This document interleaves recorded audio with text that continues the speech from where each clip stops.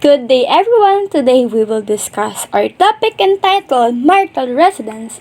Me with my groupmate Tuwel Jan Biray will discuss the different patterns that exist under marital residence. So, let's start. What is marital residence? Marital residence refers to a property where a married couple live together before filing for divorce or separation. In a community property states, it is usually results in a 50-50 split of the property, and this can change depending on the individual factors associated with the first case. But you should note that the term marital residence is usually associated with divorce or legal separation. Next, we have residence rule. What is residence rule? It is a rule that specifies where a person resides after marriage and accordingly influence the structure and size of household units. So residence rules, so after getting married the couple, they need to live somewhere, and where the end couples end up marries, it depends on their culture. In most societies, newly married couples do not establish their own residence, but instead became part of existing household or compound that is occupied by their relatives. So, residence rule, ito yung rule na kung saan kayo titira after ng kasal nyo.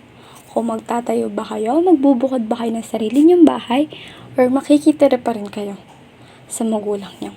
So, under residence rule, meron tayong different patterns. So, first is the neo-local residence. So, it occurs when a newly married couple establish their home independent of both sets of relatives. So this system is determined by a rule that each spouse leave his or her family of origin and jointly forms a new household, which develop as nuclear family. Neo-local residence rules form the basis of most Western domestic structures. Upon marriage, each partner is expected to move out of his or her parents' household and establish a new residence. But only about 5% of the world society follow this pattern. And it is popular and common today in urban North America because it suits the cultural emphasis on independence. Under neo-local residence, we have two generations. First is initial generation. So this picture illustrates that neo-local residence involves the creation of a new household each time a child marries. So that's the letter C. Or even when he or she reaches adulthood and becomes economically active. So that illustrates the letter D. So that is the initial generation. Next, we have subsequent generation. So, what is subsequent generation? So, the picture that shows on your screen illustrates that in the next generation, the letter C has had children, and the letter D has married and had children. So, one child of each couple has established his or her own nuclear family. Now, there are 4 new households in addition to the original unit. So, that is the explanation under the subsequent generation. Next is the patrilocal residence. Patrilocal is also called as freelocal. So, it occurs when a newly married couple establish their home near or in the groom's father's house. So, tumitira yung mag-asawa sa bahay ng groom. So, this is most commonly used with herding and farming societies by living with the husband's family. It lets all the men, the father, brothers, and son continue to work together on the land.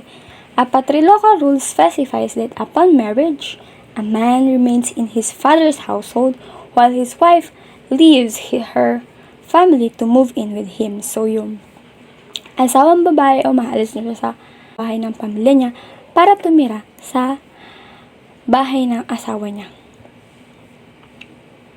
So, as children are born, they are added to the paternal unit.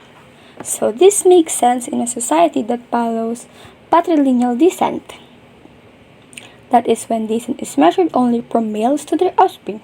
This is because it allows the groom to remain near his male relatives, and women do not remain in their natal household after marriage with this residence pattern. This residence pattern is about 69% of the world societies. It is the most common pattern. So patrilocal residence is the most common pattern that exists. So do you think why marital residence exists in your own perspective? Under patrilocal residence, we have three stages. So first, stage 1.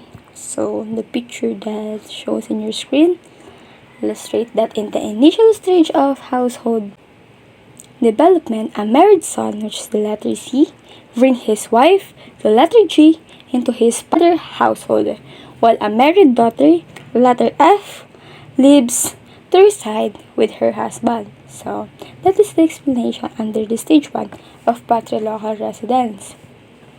Next, we have the stage 2. So it explains that as a new generation is added to the original household, adult married son, the letter D, J, K, and M continue to reside with their fathers and bring in their wives.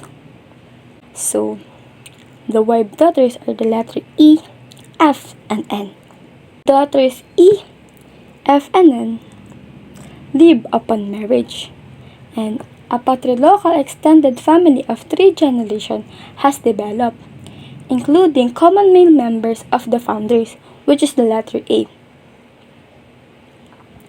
So the next stage is the stage 3, which is the last stage under patrilocal.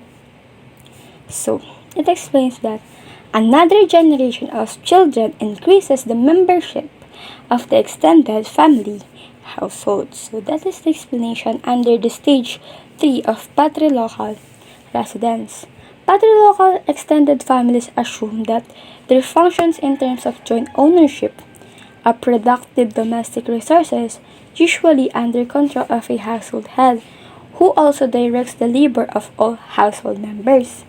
A household size increases in each generation, and then the organization of working groups becomes unwieldy and domestic conflicts increase. Now, let's move on to the last part of my topic, which is the matrilocal residence. So, matrilocal residence occurs when a newly married couple establish their home near or in the bride's mother's house. So, it is most familiar among horticultural groups. It is where the couple moves to live where the wife grew up. Usually, it is bound with matrilineal kinship. So this rule keeps women near their female relatives. Not surprisingly, this residence pattern is associated with matrilineal descent. That is when descent is measured only from females to their offspring. So men leave their natal household when they marry and they live in their bride's mother's house. But there is only about 13% of the world societies that follow the matrilocal residence. So, like patrilocal residence, we also have 3 stages under this pattern. So, first is